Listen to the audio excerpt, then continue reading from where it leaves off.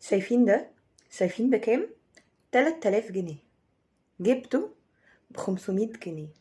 تابعوا الفيديو للآخر عشان تعرفوا انا جبته منين وازاي. here you go. اهو. وكمان بالظبط. هو ولا مش هو؟ هو. 500 جنيه يا جماعة. يعني دفتني وفرحتني وخطير. خطير. مش عارفة الفلتر ده ايه اللي جابه، بس يعني خطير. جبته منين؟ هقول لكم. تعالوا بقى احكي لكم. الجاكيت ده انا جبته من محل بالكيلو. اوكي. وزنته وطلع ان هو حسابه 500 جنيه، ولقيته موجود هو على زارا ب3000 جنيه. so this is how ان احنا بنوفر فلوسنا وبنجيب كل حاجة ترندي.